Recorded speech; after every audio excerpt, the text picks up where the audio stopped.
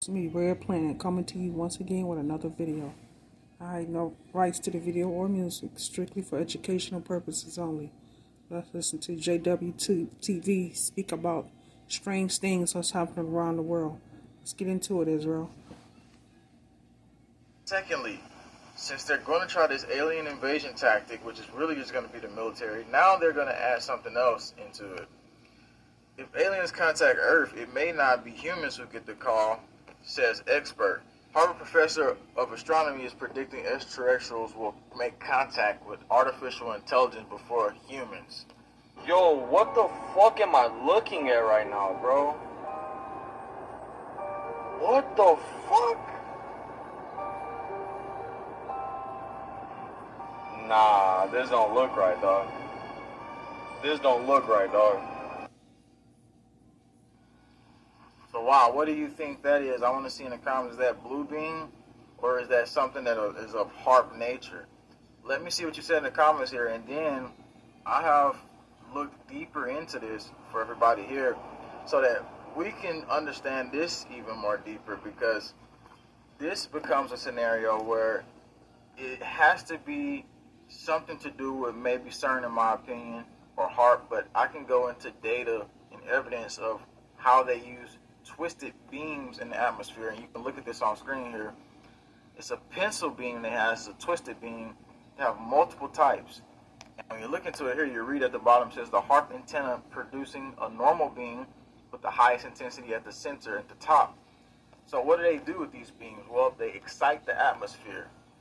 They change the atmospheric patterns. These experiments cause much heating to happen in the ionosphere as well. So when we look and see twisted beams or beams like that in the atmosphere, it could only be HAARP, or it could only be maybe CERN.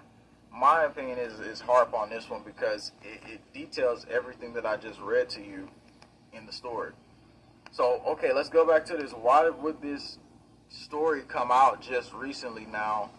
And it's because they have to add in the AI, because now when you say that, you're able to bring out different things that basically you have classified, basically robots and artificial intelligence, which you can then add into the bigger picture of the fake invasion tactic, because it's not going to be actually, things that exist, like these beings that they're saying that exist. I'm not saying that they don't.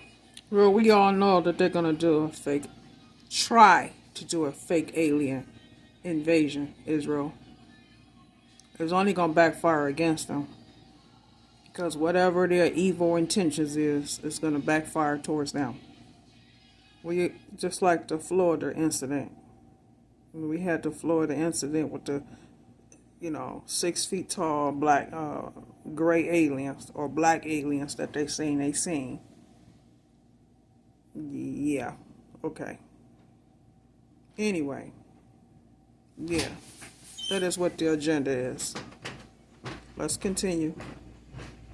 Don't exist, but I'm saying they're going to be staging a lot of this, and so they can put all the military gear, all the equipment. Now they can add the AI in with the false invasion agenda, which deepens the crisis even more.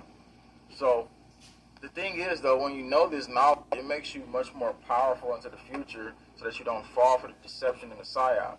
Because as crazy as the reality gets, we only get smarter as it gets more crazier. You and I only become more connected in this ever-going crisis of just dystopian nightmares. And it seems like at the finest moments of this, it creates the most modified type of scenario that we could see through. And we become connected. So the thing is like, when you look at this, also the invasion thing I wanted to show you, the secret invasion. This is another thing they came out with recently, though. So they're coming out with more of propaganda, predictive programming. Now it's secret invasion, and they had the blackout invasion, which blackout invasion really is the big symbol of what they're actually pushing for. So I think they need that blackout for a specific reason.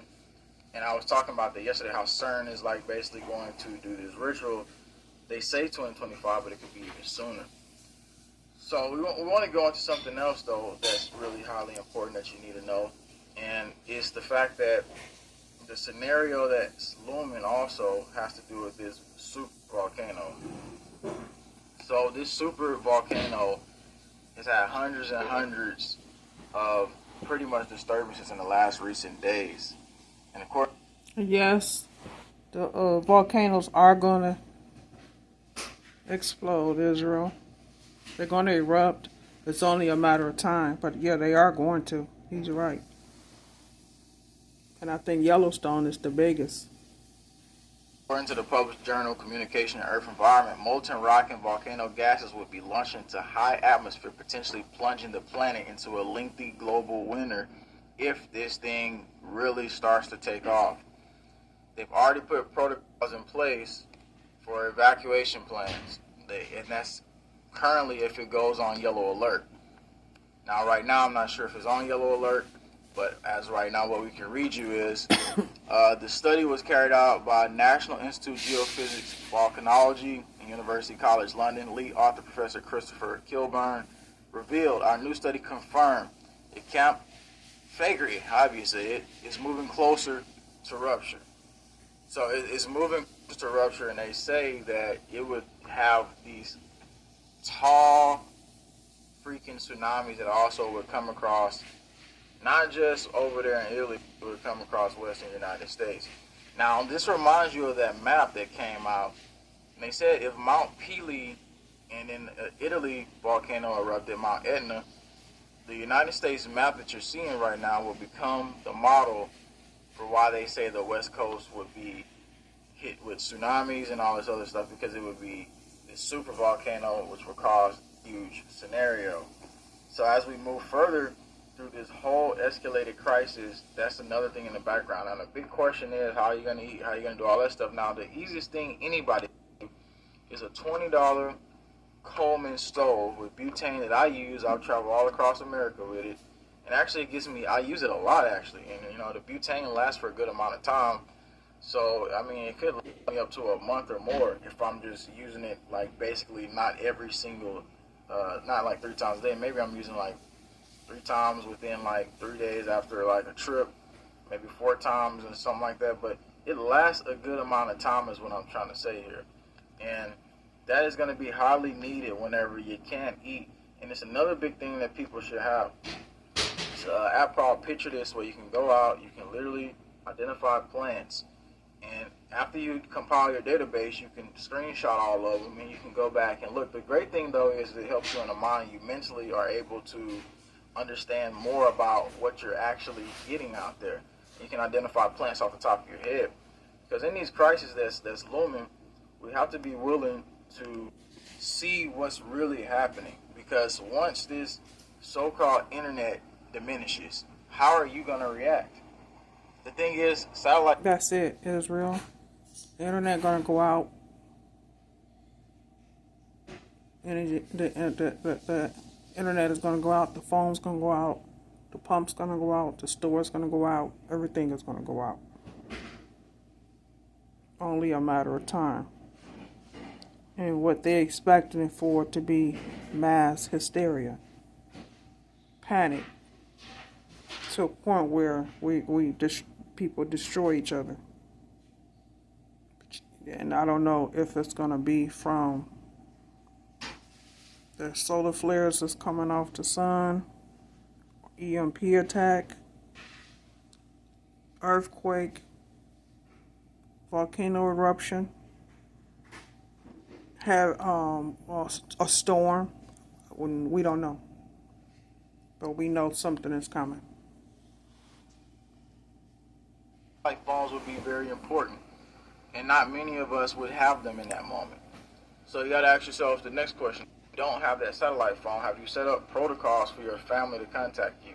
Can you say, hey, if I'm not here, I'm gonna write something on the wall, and you come over here at this time, this date, or whenever, and then you'll know where I'm at. It all begins in 2023. What am I talking about? It's exactly what you're about to find out today. And this video wants to reveal what's coming. You were meant to be here, and you have a duty in this reality. A company peers into the atmosphere that literally burn up just like meteors, just like stars, are set to launch operations in our skies in 2023. This company envisions staging shows for big events, artificial skies. They don't admit that they want to do Project Bluebeam, but that is a larger operation to be spoke of. The things you will learn today, you're going to walk away from this and have a reality changing effect in multiple people's lives. But first, who are these people behind these operations that are going to be coming to our world? You're about to find out. I did some deep diving for you.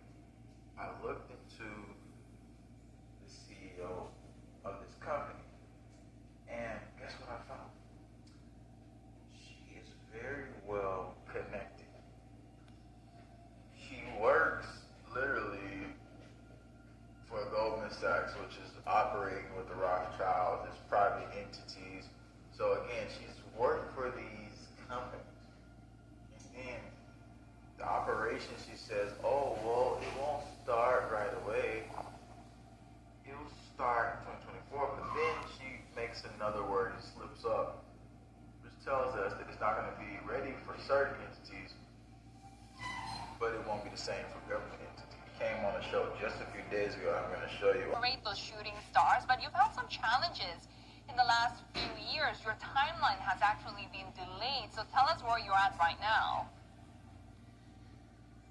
Thank you so much. So our shooting star is now planning to held in 2024. So actually, we plan to have our first commercializing shooting star in 2020. However, recently, you may have noticed billionaires buying up land all across America. Raw land, farm. one part of our satellite is something wrong. So we can't deliver our shooting star yet. So now we're rebuilding our new satellite. And the next challenge is 2024. So when will this eventually be available for individuals to purchase? So maybe 2024 we can deliver for the individually. However, after first commercial potential client could be government, tourism government, or tourism industry. Of course, the government gets the first hand at this technology, so they're going to do the beta test, and they don't have to tell us anything about it. So there is going to be trickery in our skies that you're going to see, that I'm going to see, that we're all going to have to analyze this. And the way she tripped over her words, she probably was told not to tell anything more. The coming year will be the most important in recent times in transforming the U.S. military to counter China's increasingly aggressive military behavior in the Indo-Pacific region. It was revealed Thursday, December 8th, by senior U.S. military commanders. Japan unveiled a new national security strategy today, along with details of its biggest military build-up since World War II. There's a reason that everything is about to build up all at once. You'll find that out later in this video, so stick around. But the even huger thing that all the military are preparing for is bigger than this. And it's going to be affecting every last military, So whatever it is, Israel, it ain't good. It's never good. Whatever the agenda is on what this big secret, top secret is, on whatever the catastrophe they're getting ready to bring down upon this earth, it's not going to be good. Like I said, whether it's a EMP attack, a solar flare, blackout, collapse of the dollar, earthquake, tsunami, bad storm, or Yellowstone erupting. One of them. But it's not good. last person in this world. They're now preparing for this scenario in 2023. The military's MQ-9s that operate at Nellis Air Force Base are readying for the hugest event that we've faced in years. This event will be a destructive solar storm, more powerful because the solar cycle is at its maximum. So hot chicken and turkey biscuits, man. The military doing this project called Helios. It's named after a sun god. And they know what's coming in 2023, so they literally got their prediction tool ready in November before 2023 hit. My name is Captain Tyson Johnson. I am the Ground System Flight Commander at the NOAA Satellite Operation Facility. On a daily basis, my team and I make sure that the DMSP constellation, which is the only military weather satellite, is functioning and that it's able to get its data to the warfighter in a timely manner. From the flights that are going across the country to knowing whether or not it's going to be a good day to go to the beach. This information is very vital. It really affects everybody. I think we've got a great mindset with the warfighter in mind. I mean, if we can't predict the weather well, those guys that are in the fight, if they get hurt, medevac helicopters aren't going to fly. The lady who went blind, all these things she predicted. She said the solar storm would be equivalent of 1 billion nuclear bombs. That's what basically we could be doing. Probably the number one priority of any space operator is the health and safety. Then too, Israel, we know this war getting ready to pop off, like, soon. Of their constellation. So we're not just looking at weather here on Earth. We look at space weather as well. Solar flares, solar winds, anything that's out there that could potentially damage our spacecraft. We've got the stick here. We make sure that the warfighter has weather data. We ensure that the ground system is capable of performing the mission and that the satellite sensors are performing as expected. If not, then we bring together the coalition of mission partners that we need in order to get the weather data back in the fight. The weather prediction that we're able to provide, both for civilian and military applications out of this facility, really is the gold standard for both civilian and military weather prediction. And to be in this position here and now, making the kind of decisions that I'm making that impact an entire 7-satellite constellation is pretty incredible. So there's a reason why all these things and events are starting to build up very strong right now. There's something that every 80 years happens. And we're 2 years away from that 80 years since World War II. There's a cycle that is either controlled by dark forces or either it has become... But we all know that they're controlled by the fallen. And the fallen is causing them to do all this. The fallen is causing all this to take place. Because their end is near. So, whatever the evil intentions are, the fallen is behind it. Something of nature that changes like the seasons. But that's what they want you to believe. When crises are controlled and managed, you have all the right to believe that somebody's behind it. This journey is going to last until about the year 2030, so we're not quite halfway through yet. Well, this is all part of a pattern, and it's a pattern that's gone back centuries in Anglo-American history. I think it frankly characterizes the history of many countries around the world today. Like nature's 4 seasons, the cycles of history follow a natural rhythm or pattern. Over the last 5 centuries, Anglo-American society has entered a new era, a new turning every 2 decades or so. At the start of each turning, people change how they feel about themselves, the culture, the nation, and the future. Turnings come in cycles of 4. Each cycle spans the length of a long human life, roughly 80 to 100 years, or the unit of time the ancients called the saeculum. It's come out that the heat wave, artificial sun, or sun dominated 2023. WHO has gotten the legally binding agreement. Close to that. So let's not forget about Planet Hell, Nibiru, that can knock out all power and all electronics. can knock out our power grid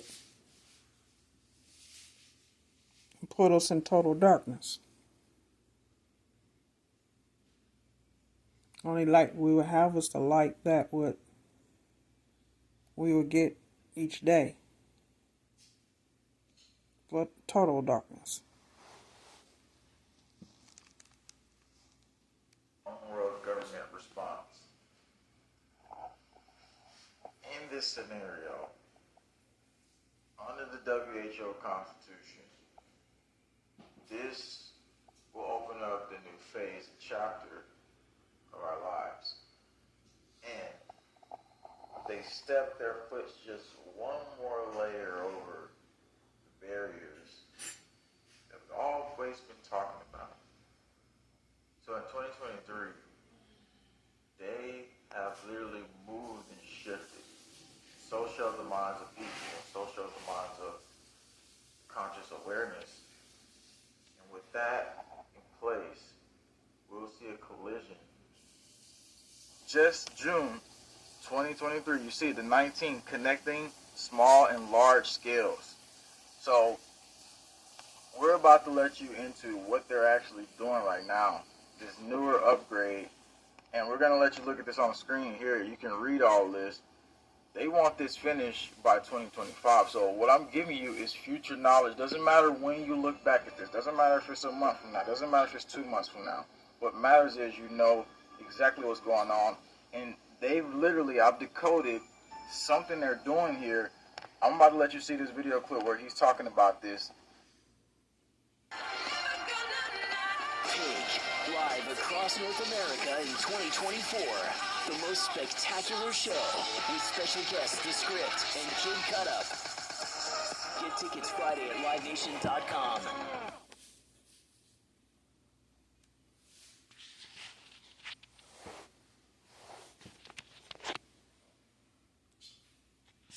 Just this month. Listen closely. His accent might throw you off, but he's finna drop some huge detail. Einstein Telescope is a new project for a third generation gravitational wave observatory.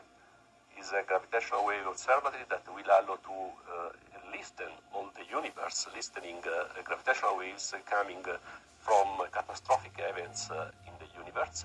Now is a very, very exciting moment because we are now defining technologies, design, and science for Einstein Telescope. CERN plays an important role in Einstein Telescope. In fact, CERN has huge capabilities and know-how in large research infrastructure.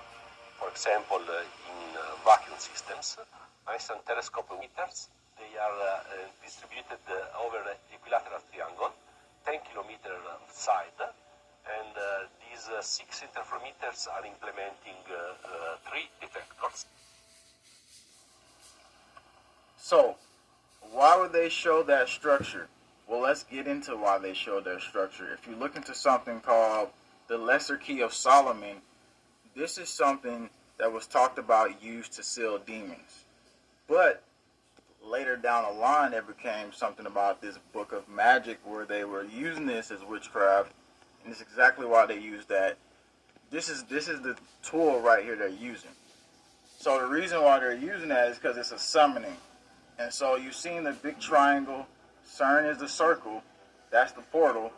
And so this is something that they're literally preparing us for, and this is their newer project. Even if you look back in ancient times, you can see that right there at the top is using that same radio frequency activity that CERN uses, because this is a long, ancient story, and there's something that we can't see with our common eye, and I'm going to decode this for you too, because you need to understand this part, because it's deeper, and it's a spiritual aspect, and that's why we must gear up spiritually.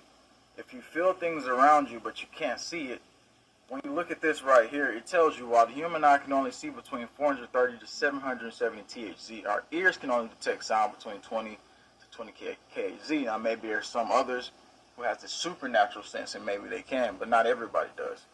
770 THZ. I want you to remember that, right? You're seeing that on screen, 770 THZ. Have a lot of you heard about this? And the question from me to you is, why would they use 770 THZ? Do they need to hide something from us? Because CERN specifically uses 770 THZ in their so-called non-invasive beam diagnostics. And so, I said diagnostics. So check this document out right here. Look what it says. Surface plasmon polariton resonance of 770 THZ and cylindrical geometry compatible with dielectric laser accelerator. So why would they be using that, everybody here? A, would they be using it for reasons to open portals? Or B, are they using that because they're hiding the resonance of demons around us because they're projecting a lot of them into our atmosphere? I want to see what you say here in the comments, and I'm going to tell you exactly what it means. And there's another huge link that goes into this story, and it's the scientists are hunting now. They're talking about they're finding these alien objects, which is artifacts. And I'm going to show you what the guy's saying on the ground. I'm going to show you one piece of what they found. This is one piece of what they found. And they're saying this is very rare stuff that they're finding now because they have this giant magnet and stuff like that. So, again, platinum, which in a combination that is very rare for any commercial product on Earth. So that's very intriguing. And if we find more of these wires, and we don't find them, that's very important, we don't find them in a control region, then it could be a technosignature, a good type of a technosignature. So this is the beginning phase of the huge change where a techno-signature decoding what certain beings are saying to you, because obviously they've been talking to these beings for a long time, the fallen ones, all of them, the big storyline, all of it's leading up into this one big picture. I mean, and they have to go and consult with the fallen ones as well before all these big events happening, which is probably why you've seen today, just recently, the Prime Minister of, it was India, I believe, he went to the Pyramid of Giza. And they go to the Pyramid of Giza, which obviously in the past, these people had elongated skulls. You probably heard about this. Some of them was reported to be hybrided between different races, the fallen ones. And I mean, they make this symbolic as they put this in the public's eye that, hey, he's going out to the Pyramid of Giza for this situation. This ex-military guy comes up in this next story pretty soon, and I'm going to show you about something they seen that was just not of this world. And the story keeps deepening as well on this whole fake alien invasion tactic. So in Ohio, just recently, it was nothing but 2 days ago. Everyone is different. Some people like to start the year on a clean slate. Some people need resolutions to keep themselves accountable. I think goal setting in any capacity is admirable. I just think that New Year's ago, this story came out, and they're pushing this agenda hard as they can. He saw the lights around 10:30 or 11 last night, and take a look at this video he sent us. You can see a ring of bright green lights rotating in the sky, and another video taken by Bryce Garrick also shows those lights. And then all of a sudden, you can see the lights will quickly zoom off to the left of your screen, and then they just disappear. Now, Little says it appeared to be much larger than a drone. And it looked like something I'd never seen before at all. Like, a bunch of people stayed around recording because people were, like, terrified. Listen, if you're tuning in right now, you're alive. I know you have a soul. I know that you're in a position to where you're isolated from a lot of society, and most of them don't even believe what you're telling them on a daily basis. I've been there, and I am there. But as we go through this crisis, we must be linked spiritually so that we can actually take forward what's about to attack us. Because this is going to be attacked beyond what we've seen before in our lifetimes. And I detail a story next because the fallen ones are connected with this. So the sun blacking out, the whole story, oh, we're going to have an internet blackout. See, that's what I'm talking about. Even he knows the fallen is behind us. They are so mad and so angry at the Most High for not allowing them to come back to heaven. Because keep in mind, they were fallen angels. So their whole goal was to get back up into heaven, and they weren't able to. So they are so angry at the Most High that they went to come mess with us by telling us and showing us different things that they were taught and knew that we should have never known. We should have never known, Israel. But yet and still we were taught. Now this is why they are pushing to destroy this earth. Because their whole goal, if they can't go, we can't either. That's how they feel. That's how the fallen feel. That's probably tied into with beings being able to roam around the earth for certain amounts of time with no power. Doesn't mean that you can't have a flashlight or something else to make sure that certain beings doesn't attack you. But the thing is this, I want to go into this story here, and it's about first what they said they were projecting in the atmosphere. They said whenever we have this blackout, we're going to put stuff like this in the atmosphere. And you're going to see this video on screen right now. This video just came out. So China was saying, look, we're going to put up 2 different moons, or we're going to have an artificial moon, and we're going to project that on the cities. So moonlight, and then, some of this moonlight has its different frequencies that it can affect certain things and beings as well. Is there a reason why they want to do that during the dark moments? That's a big question you have to ask yourself, and you have to leave in the comments if I'm missing something. Now, the strange thing, like I said, is connected to fallen ones and everything. But this military guy who's a combat veteran on his Twitter, he released this video about another combat veteran who seen something that pretty much shocking detail. It's more about the fallen ones. Back in 2005, I was actually stationed or deployed to Qatar. It was a completely normal mission for us. We were not alerted for anything abnormal. It was in the middle of the day. I remember coming into a base in Afghanistan called Bagram. Back in those days, it was pretty austere. It was an old Russian air base that we were using. It's basically built in a bowl in the mountains where you have to stay high right up in the last minute, and then you basically come screaming back down to land. The area to the side of it was called the Valley of Death because during the Soviet days with the Mujahideen, they had fired their rockets into a lot of the helicopters, so you could see all kinds of wrecks and stuff in the valley below, which for the most part I didn't pay attention to because I was a little busy getting the airplane on the ground safely. We landed and basically was told to taxi to the very end of the tarmac. And like I said, it was middle of the day, very hot. I remember that. We opened the doors and unloaded the equipment that we had brought in. And then we were met at the aircraft by what we later on called the babysitters. But they kind of introduced themselves and said, hey, no cameras, nobody's taking pictures here. We're moving some high-value stuff. When the load got there, we're very, of course, curious to see what it was, because that's just the way you are when you're told that you're not allowed to have a camera. They say this thing had been dead for maybe a day or two, but it stunk. And when I say stunk, I've smelled dead things before, but this had more of a, I want to say a musky stink, kind of a, not really a decay, but more of a, if somebody hadn't taken a shower in like 10 years type of a musky stink is all I can tell you. And it was basically a dead guy, and this guy was extremely large.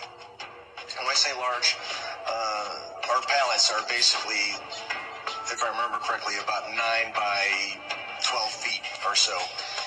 This guy was laying in a fetal position on the pallet. So he filled the pallet. We estimated his size at approximately 12 to 10 feet tall. I did see his skin color. I was expecting somebody of more Arabic descent, being in Afghanistan and all.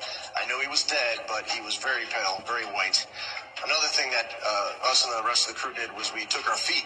He was in a fetal position, so you could take your feet and put it kind of, you could see where his feet were there, and they were wrapped up. He did not have shoes on, but he had like looked like he was wrapping them in some kind of a canvas type stuff. But we were sticking our feet up next to his feet, and his feet were extremely big. We know that the standard weight on one of those pallets is about 1,500 pounds, and I do remember that the Loadmaster did the weights, and it was around. Find out by looking here what else you literally missed, that's critically been hidden. That's even the bigger picture time. Harbor Freight knows skill is important because on any given day, we're all mechanics, carpenters, fixers, DIYers, and